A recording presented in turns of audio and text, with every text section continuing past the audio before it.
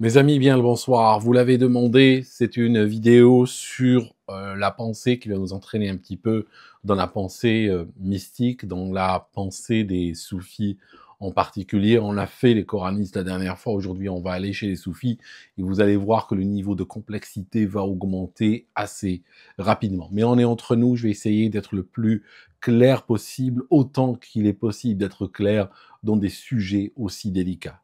La question de ce soir, c'est, chez les musulmans, on dit que Dieu est un, n'est-ce pas? Quand on parle de Dieu, on dit il est un, on parle de monothéisme, quand on décrit l'islam, peu importe sa branche, on dit c'est une religion monothéiste, suggérant qu'il n'y a bien entendu qu'un seul Dieu.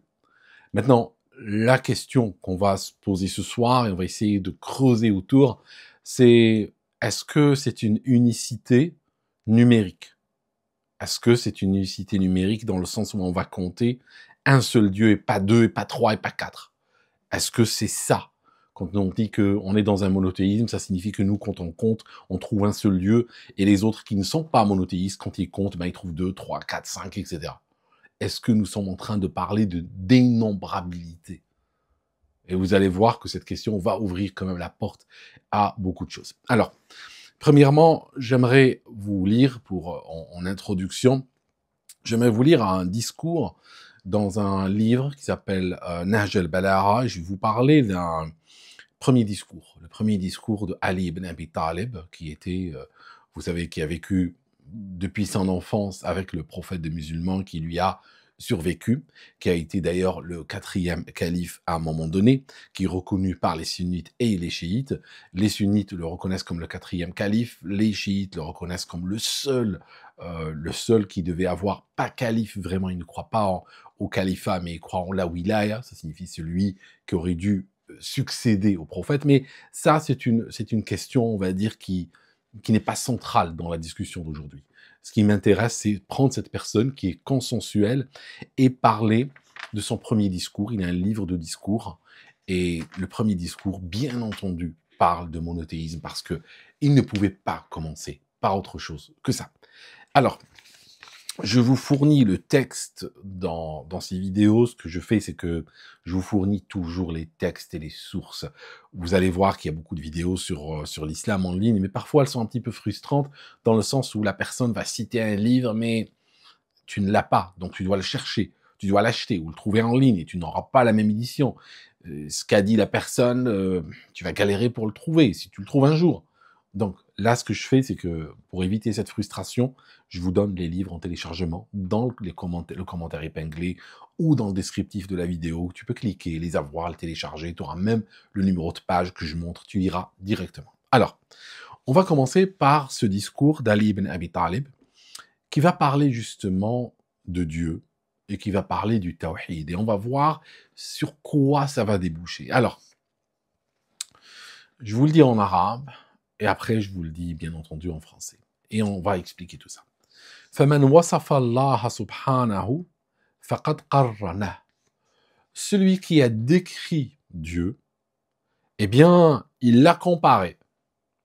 Ben forcément, la description, quand on décrit avec des qualités, quel que soit l'objet, eh bien, on a une comparaison directe ou une comparaison implicite. Mais on est en train de comparer. Même si je compare, je sais pas moi, je compare une chambre que je veux louer, je vais dire, bon, elle fait 4 mètres de large, par exemple. Ça signifie elle fait 4 fois 1 mètre. Je suis en train de la comparer au mètre, qui est mon unité de mesure ici. Donc, quand on est en train de décrire, on est toujours en train de comparer. Voilà. Donc, celui qui décrit Dieu, il l'a comparé. Il l'a comparé à autre chose, qui n'est pas Dieu, forcément. وَمَنْ قَرَّنَهُ فَقَدْ ثَنَّهُ. Celui qui l'a comparé, l'a doublé, ou l'a multiplié. Forcément. Si je compare quelque chose, c'est que je dis que sur ce point-là de comparaison, il y a quelque chose de similaire. Si je suis en train de dire cette pièce a 4 mètres de large, il y a une autre qui a 4 mètres de large, ou qui a 5 mètres, ou qui a 3 mètres 50, et je suis en train de comparer, et je suis en train de comparer par rapport à quelque chose d'autre. Parce que toutes les caractéristiques de comparaison s'applique à beaucoup de choses. Quand je dis une voiture rouge, une veste rouge, une maison rouge, une plante rouge, une fleur rouge, tout ça, un insecte rouge, le rouge est une caractéristique qui s'applique à énormément de choses. Donc si on compare Dieu, c'est qu'on est en train de le multiplier. وَمَنْ ثَنَّاهُ فَقَدْ جَزَّأَهُ. Celui qui l'a multiplié, il l'a divisé. Si on a quelque chose qu'on va objectifier, qui devient un objet qu'on peut multiplier, on peut tout à fait imaginer par la pensée de le diviser. وَمَنْ جَزَّأَهُ فَقَدْ جَهَلَهُ. Celui qui l'a divisé, il l'a méconnu, il l'a ignoré, il ne sait pas ce que c'est Dieu. S'il pense que Dieu est divisible, c'est qu'il ne sait pas de quoi il parle. Il l'a méconnu. وَمَنْ جَهَلَهُ فَقَدْ أَشَارَ إِلَيْهِ. Celui qui l'a méconnu, il va l'indiquer avec le doigt. C'est-à-dire Dieu est là, il est dans le ciel, où il est quelque part. Il va donner une indication où Dieu se trouve. وَمَنْ أَشَارَ إِلَيْهِ فَقَدْ حَدَّدَ. Celui qui l'a indiqué, eh bien, il l'a limité. Mais forcément, tout ce qu'on peut indiquer est limité. Je peux te dire, la voiture est garée là-bas. Parce que la voiture, elle a une limite. Elle a un début, elle a une fin qu'on peut déterminer. L'air, il est où? L'air, il est où? Et je suis pas en train de suggérer que, d'après lui, Dieu est partout. C'est pas ça la question. C'est pas ça ce que je cherche à dire. Mais, pour lui, Dieu rentre dans la catégorie des choses qu'on ne peut pas indiquer parce qu'elles n'ont pas de limite. Tu vois? C'est comme l'air. Je ne peux pas indiquer où est l'air. Mais par contre, si l'air était comprimé dans une bouteille de plongée, je te dis, la bouteille de plongée, elle est là-bas. Pourquoi elle est là-bas? Parce qu'elle a une limite. L'air, maintenant, ramène-moi l'air, il est là-bas. Tu vois? C'est pas la même chose, parce qu'on l'a limité. Donc, je disais, فَمَنْ أَشَارَ إِلَيْهِ فَقَدْ حَدَّدَ. Donc, celui qui l'a indiqué, il a limité. وَمَنْ حَدَّدَ فَقَدْ عَدَّدَ. Celui qui l'a limité, il l'a compté, ou il l'a dénombré. Ça signifie, une fois qu'on limite quelque chose, je ne peux pas compter l'air. Je ne peux pas te dire, il y a un R, 2 R, 3 R. Ça n'existe pas, ça, parce qu'il n'y a pas de limite. Il n'y a pas de borne, quelque part. C'est pour ça que je ne peux pas le compter. Mais si je peux compter quelque chose, même si c'est j'ai une bouteille de plongée. C'est parce que l'air, cette fois-ci, il est limité. Donc là, on peut compter, y compris compter 1. C'est problématique dans le sens de ce texte. Alors, ce texte, si vous cherchez quelqu'un qui va l'expliquer, je vous conseille, il y a un livre qui a été écrit il y a longtemps, hein, le livre a été écrit, grosso modo, il y a 800 ans quand même. Mais je le vous donne en téléchargement, en PDF, dans le descriptif de la vidéo. C'est ce qu'on appelle Sharh al-Nahj. Sharh al-Nahj, il a été écrit par Monsieur Ibn Abi al-Hadid. Et donc, il va faire du travail pour expliquer ce texte. L'explication de ce texte commence à la page 74 et suivante, dans l'édition que je vous donne en téléchargement. Alors, Monsieur Ibn Abi al-Hadid est un Mu'tazili. Mais ce genre de réflexion, ce genre d'histoires qui sont racontées, ou ce genre de préoccupations, j'ai envie de dire, sont des préoccupations de niveau soufi. C'est pas des Mu'tazili. La différence entre le soufi et le Mu'tazili est la suivante, c'est que le Mu'tazili, lui, c'est un rationnel, c'est le mouvement rationaliste de l'islam. Là où le soufi, lui, est plutôt basé sur le mysticisme. Il est basé sur l'introspection, il est basé sur la méditation, il est basé sur l'observation. Il y a beaucoup d'émotions dedans. Là où le Mu'tazili, lui, est beaucoup plus froid. Le Mu'tazili cherche à découvrir Dieu d'une manière logique, rationnelle. Là où le soufi cherche à le trouver par le mysticisme. C'est pas la même chose. Alors, donc, maintenant, on a une histoire ici. On a une sorte de problématique qui va se poser. La problématique qui va se poser, c'est que comment...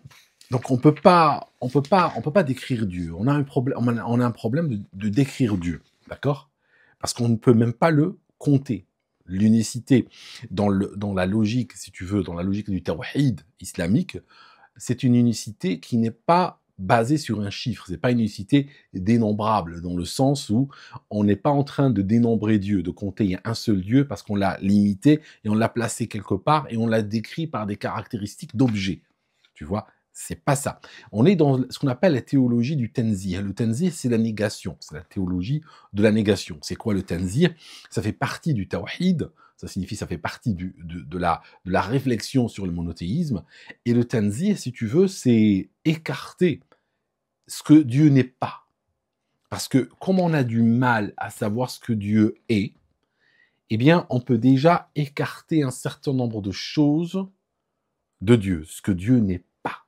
D'accord? Ça, c'est ce qu'on appelle la théologie du Tanzih. Alors, un des versets qui est très utilisé par les soufis, c'est un verset qui est le 42-11. Je vous donne, si vous n'avez pas de Coran chez vous, je vous le donne en descriptif de la vidéo. Vous allez trouver, je vous donne un exemplaire du Coran, et puis vous allez chercher la Sourate 42, le verset 11.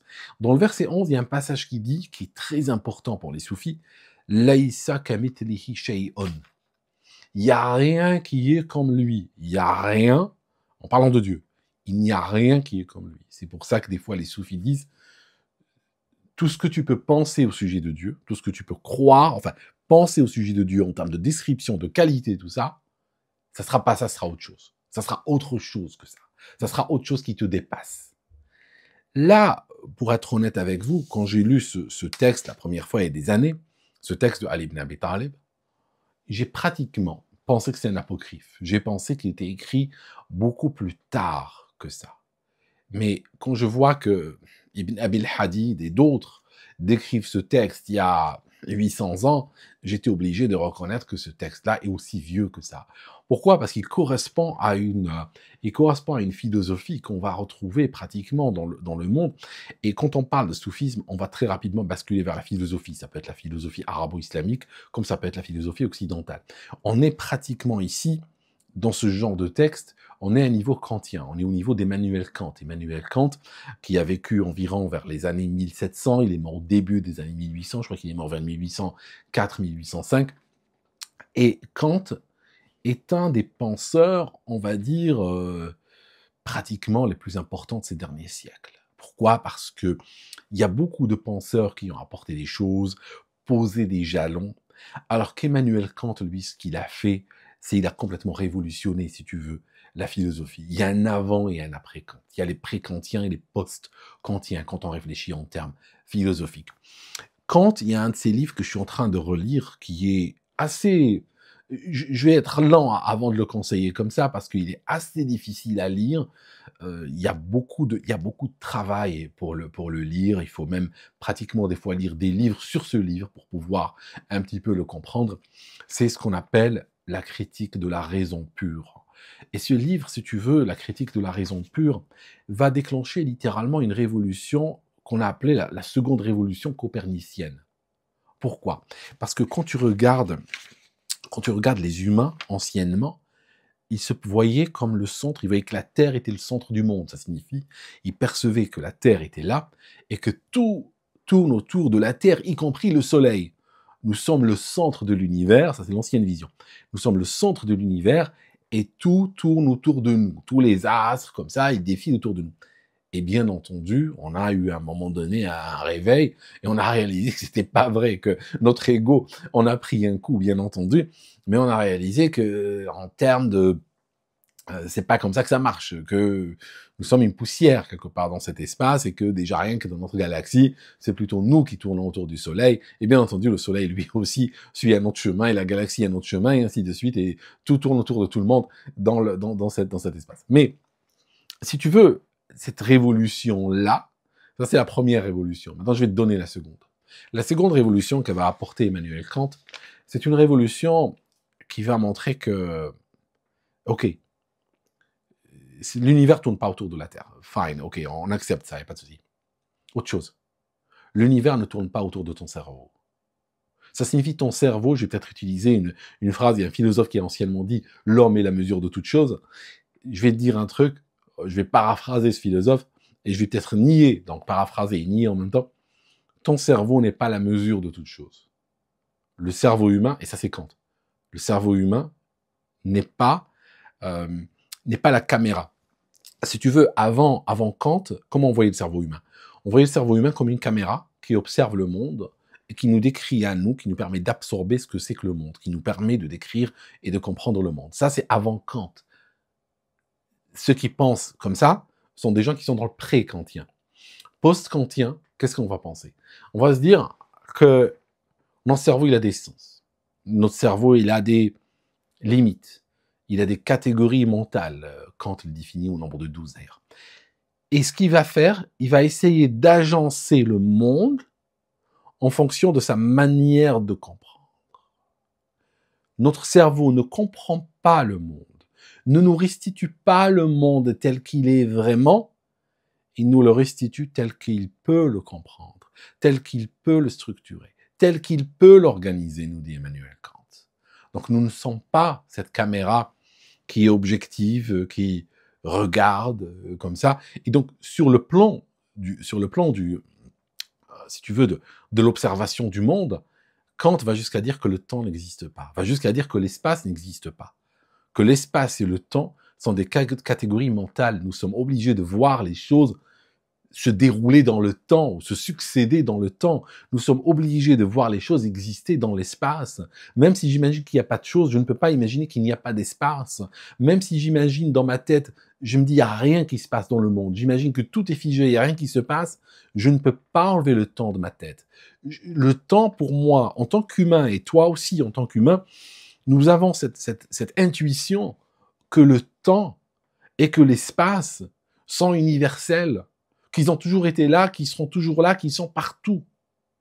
Or, ceci ne vient pas d'une expérience, parce que nous n'avons pas été partout, nous n'avons pas vécu à toutes les époques, nous n'avons pas parcouru l'univers dans tous les sens, d'une extrémité à l'autre. Donc, le fait d'affirmer et de dire que l'espace est partout et que le temps est partout également, se déroule partout, ne peut pas venir d'une expérience. Parce que nous n'avons pas accès à l'expérience universelle. Il ne peut venir de quoi? Il peut venir que d'une intuition intérieure et en réalité d'une limite de notre cerveau. D'ailleurs, c'est pour ça que on n'arrive pas à imaginer le début du temps. Dis-moi un moment où le temps a commencé. Est-ce que tu arrives à le savoir? Non. Donne-moi le début du temps. Si tu essaies de réfléchir, il va faire quoi ton cerveau? Il va bugger ton cerveau. Ton cerveau va te donner un écran bleu, comme Windows quand il plante, il donne un écran bleu. Donc ton cerveau va bloquer parce que quel que soit le temps que tu donnes, que tu considères comme le temps zéro, on peut toujours imaginer quelque chose avant. Et pareil de l'autre côté, est-ce que tu peux imaginer le temps qui se termine? Pose-toi les mêmes questions pour l'espace. Est-ce que tu peux imaginer un endroit où il n'y a pas l'espace? Est-ce que tu peux imaginer un début à l'espace et après il n'y a rien? Est-ce que tu peux imaginer une fin à l'espace? Tu ne peux pas imaginer ça. Et pourquoi? Kant nous dit, c'est parce que ce n'est pas que le monde est comme ça. C'est parce que nous sommes dans le temps et l'espace font partie de nos catégories de fonctionnement. Ça signifie que je peux pratiquement descendre au niveau organique et pratiquement dire que il y a des neurones, il y a une couche de neurones qui définit l'espace, il y a une couche de neurones qui définit le temps, et après les autres neurones viennent et commencent à placer les choses dedans, placent les choses dans l'espace, placent les choses dans le temps. De sorte que c'est pour ça que les premières couches, comme elles savent pas combien de choses doivent rentrer, elles décident, bon, je donne un espace qui est infini, je donne un temps qui est infini. Et à partir de là, nous, dans cet infini, on va essayer de placer les choses. Tu vois, en le définissant par le temps, par de l'espace. Mais que ceci n'a pas d'existence nécessairement réelle. Tu vois, donc dans ce sens-là, Kant est un subjectiviste, dans ce sens. Ce qui va créer une méga contradiction. C'est pas une contradiction vraiment, ça surprend au début, mais après, on peut l'expliquer. C'est que sur le plan moral, sur le plan de la morale, si tu dis la morale kantienne, et c'est une morale objectiviste. Donc quelqu'un qui va dire, comme Emmanuel Kant, va dire que l'espace et le temps n'existent pas, eh bien lui, il va dire que le bien et le mal existent, que la morale existe, et qu'on peut le prouver, qu'on peut le démontrer. Tu vois, donc un côté objectiviste, un côté subjectiviste, et c'est ça toute la richesse de la pensée d'Emmanuel Kant. Alors, pourquoi tout ça? Pourquoi ce passage par Emmanuel Kant? C'est parce que on a cette limitation, on a les soufis. Les soufis, j'ai l'impression que c'est des proto-kantiens, J'ai l'impression quand je lis Ibn al-Arabi, qu'on lit les textes de nature soufie, eh bien, on est justement dans cette forme de voie. Nous sommes en train d'aller dans cette direction, d'imaginer des limites à notre perception. Alors attention, on ne peut pas mener cette réflexion jusqu'à sa quintessence. Par exemple, vous n'allez pas trouver une philosophie basée sur le fait que, regardez, je vais créer une philosophie là maintenant. Et cette philosophie, vous n'allez pas trouver beaucoup de monde qui l'observe, ou qui la défend. Comment je perçois le monde? À travers mes 5 sens, à travers mes yeux, mes oreilles, tout ça. Je ne peux percevoir que les dimensions qui viennent à travers ces organes biologiques. Et c'est ce que ça me traduit qui vient vers moi. Sont-ils fiables? J'en sais pas, j'en sais rien. Peut-être que tous ces organes sont pas fiables et que toute la perception que j'ai du monde est finalement conditionnée par les limites biologiques de ces organes-là que nous partageons tous.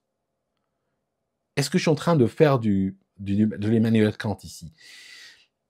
Oui, il y a un petit peu de ça, mais pas vraiment parce que je suis trop extrême dans ce sens. Je suis trop extrême, et si je suis trop extrême, je ne peux pas développer cette philosophie. Et pourquoi? Parce que si je la développe, je vais en parler à qui? Et à personne. Mais forcément, si je développe cette philosophie-là, je vais pas venir te la dire. Pourquoi? Parce que tu vas la capter à travers tes sens. Or, cette philosophie-là elle-même dit que les sens sont faillibles. Elle dit même que les sens sont limités. Donc, comment tu vas la capter, toi?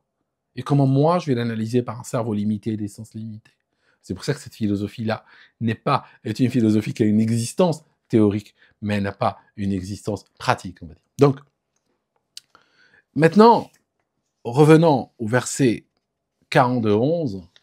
Et là, quand on regarde cette histoire de dénombrabilité de Dieu, eh bien, on va avoir un petit problème.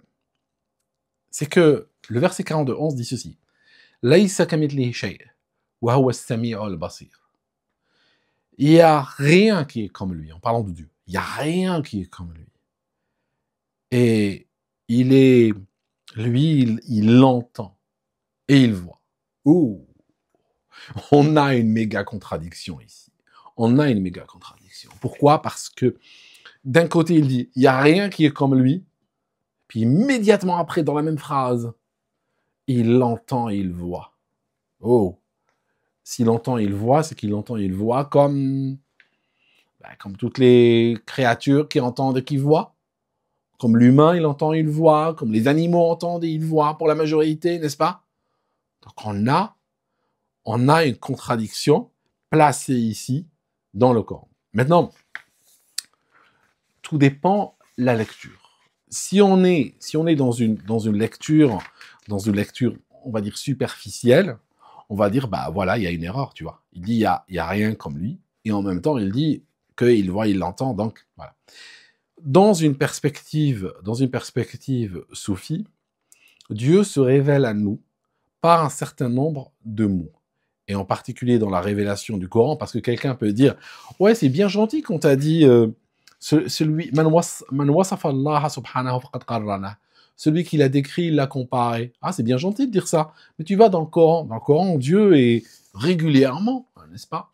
Il est régulièrement décrit. Donc c'est quoi? Dans la vision soufie, le Coran est révélé à la hauteur de compréhension de l'humain. Et Dieu est défini par un certain nombre de mots. Sauf que ces mots-là, comme on dit par exemple Dieu est miséricordieux, ça ne veut pas dire que il va intégrer, que ce mot-là va décrire de manière complète et exhaustive une qualité de miséricorde chez Dieu. Voilà. Je comprends le mot miséricorde. Si j'ai un doute, je peux aller lire dans le dictionnaire. Et après, je vais dire, bon, j'applique ce mot à Dieu, et puis c'est exactement ça. Ce n'est pas ça.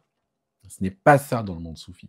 Dans le monde soufi, c'est que il y a une apparence divine, il y a une caractéristique divine, dans une des lumières, dans un des rayons de lumière, nous apparaît comme étant à notre niveau de compréhension à nous. Hein.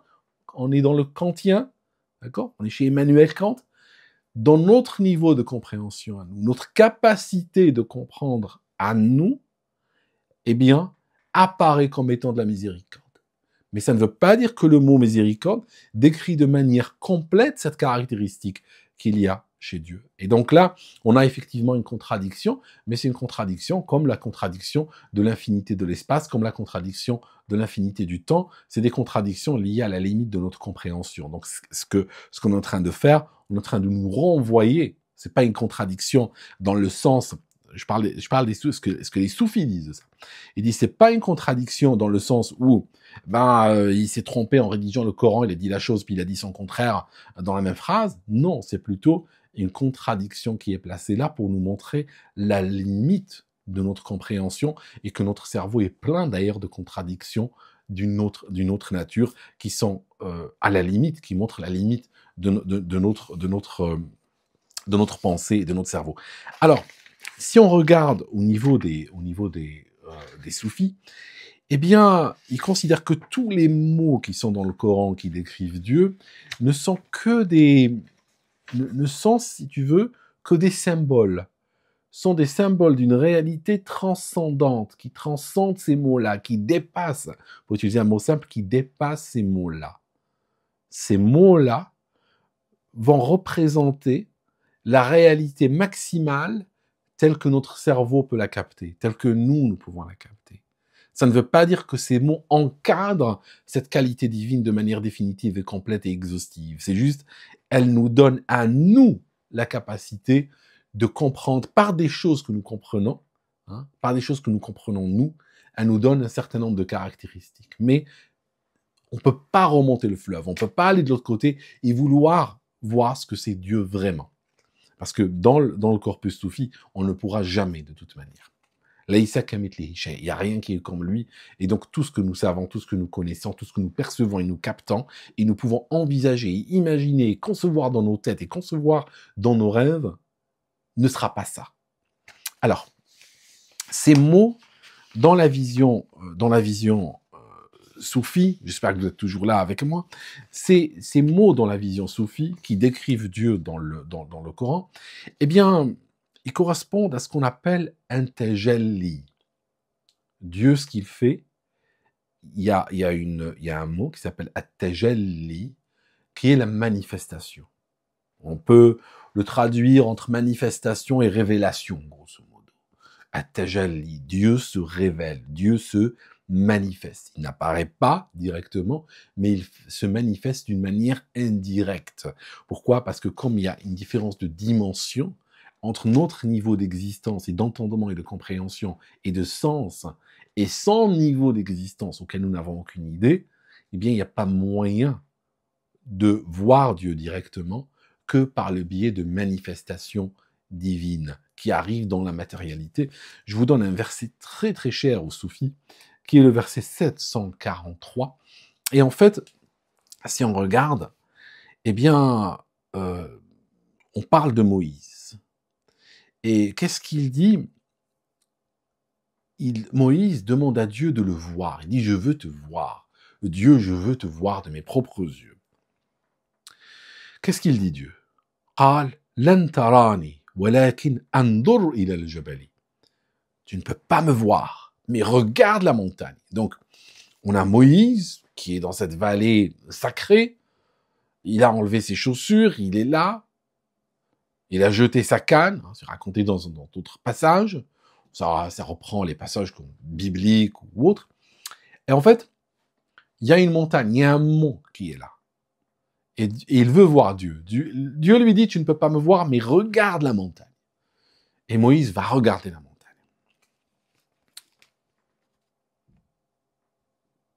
فَلَمَّا تَجَلَّى رَبُّهُ لِلْجَبَلِ. Dieu s'est manifesté à la montagne. Dieu s'est révélé à la montagne. Pas que la montagne pouvait le voir, mais il y a eu une manifestation divine extrêmement puissante, extrêmement forte envers la montagne, dont Moïse était l'observateur indirect d'une manifestation divine. Il n'était pas celui qui a reçu la manifestation divine, mais il est en train de voir une montagne qui a reçu la manifestation divine. C'est le seul endroit dans le Coran où Dieu parle de lui-même en termes de tajalli, en disant qu'il se révèle directement, une phrase directe. Tajalla rabbuka. Dieu s'est révélé, Dieu s'est manifesté. Et donc, que s'est-il passé? Deux choses sont passées. La montagne s'est effondrée. Et on dit, wa kharra Moussa sa'iqan.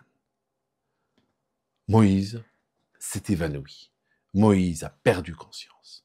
Il a perdu conscience non pas parce qu'il a vu Dieu, il ne peut pas le voir, non pas parce qu'il y a eu une manifestation directe envers lui, mais Moïse, en tant qu'humain, s'est effondré, s'est évanoui, il a perdu connaissance, parce qu'il a été exposé à une manifestation qui a touché une montagne à côté de laquelle il se trouvait. Donc une manifestation divine indirecte a fait que Moïse s'est effondré. Ça vous donne une idée de la limite de captation du cerveau humain. Ça signifie que le cerveau humain n'est pas capable de décrire Dieu, n'est pas capable de l'encadrer par les mots. Et les mots, c'est juste une manière pour nous. Mais ça ne veut pas dire une interdiction de langage. Une interdiction de description n'est pas une interdiction de langage. C'est tout simplement une manière de se rendre compte de manière claire que les mots que nous avons, que les mots que nous utilisons ont leurs limites, que notre cerveau a ses limites, que notre cerveau a des contradictions liées à des mécanismes cognitifs dans lesquels il se trouve, et que ces mécanismes-là font qu'il y a certaines vérités qui nous dépasseront toujours. Et on peut toujours les chercher, on peut toujours les approcher, mais il faut être clair, il faut être conscient de notre limite humaine. On ne pourra jamais les comprendre complètement et les encadrer complètement par nos mots et par notre cerveau et par notre conscience et par notre compréhension. Voilà mes amis, c'était une petite balade dans la pensée des soufis. Et quand vous parlez de soufis, vous mélangez toujours, vous passez du Coran, vous passez à d'autres textes mystiques, vous passez à des théories philosophiques, vous passez à beaucoup de choses, et par la suite, c'est pour ça que les soufis, une fois qu'ils ont fait tout ce tour-là, eh ben, ils s'en vont quelque part, ils s'assoient dans l'obscurité, dans le silence, et ils méditent sur tout ça, en espérant qu'une lumière jaillira. Merci d'avoir regardé cette vidéo jusqu'ici, et si ça vous a plu, si vous avez survécu jusqu'à la fin de celle-ci, eh bien, je vous en ferai d'autres. À très bientôt, mes amis, on se voit une prochaine fois.